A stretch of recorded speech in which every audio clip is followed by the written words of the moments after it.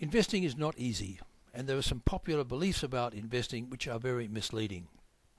These are what I call the myths in investing. I'm Bill Dodd. I'm an independent private investor. In this video, I want to discredit these investing myths. The first myth is that buy and hold is the best strategy.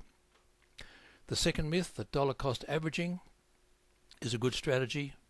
And the third myth is that you must use a professional to manage your money. Let's have a look at the first myth. Buy and hold is the best strategy.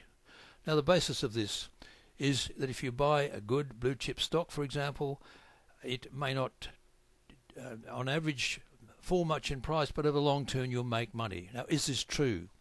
Let's have a look at QBE, one of our best insurance companies. It lost 65% of its value over 5 years. And this is a blue chip stock.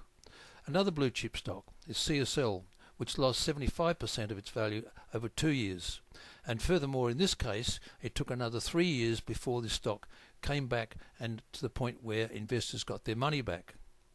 Rio is one of our top resource stocks. It lost 75% in value in less than a year.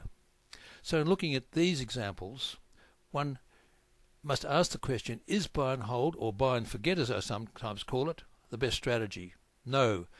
Buy and hold is a high-risk strategy, and investments need to be managed.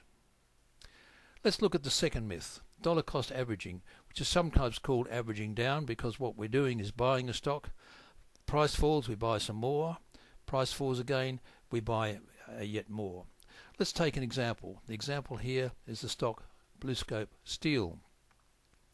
I have an initial investment in BlueScope Steel of 1,000 shares, which I bought for $8. The share price falls, so I buy some more at $6, buy some more at $4, buy some more at $2, and more at $1.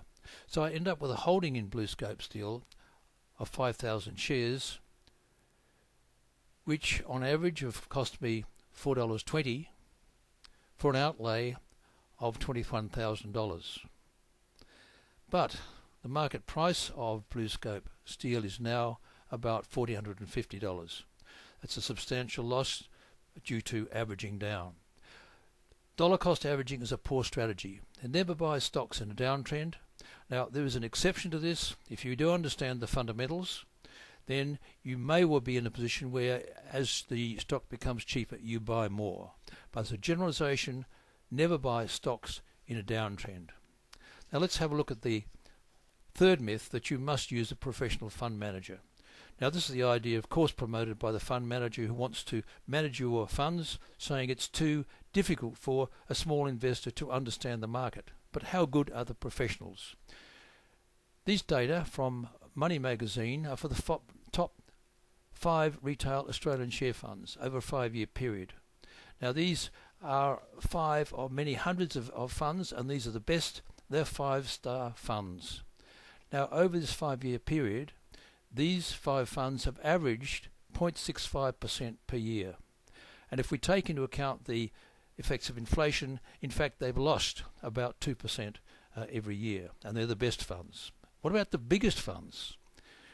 The biggest Australian funds, exemplified by these 5, manage something like $4.5 billion of Australian investors' money. Now, how did they perform over this period?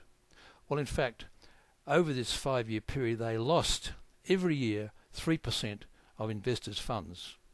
Now, when we take into account inflation, the 5 biggest share funds in Australia destroyed more than 5% of the value of funds under management in real terms every year. There are, of course, some very good managed funds, but most managed funds have a very poor long-term performance. So we've got to be very careful before we put our money in the hands of professional investors. To be a profitable investor in the market, avoid a buy and hold strategy. Don't average down. Never buy stocks in a downtrend. And be very careful when using financial professionals.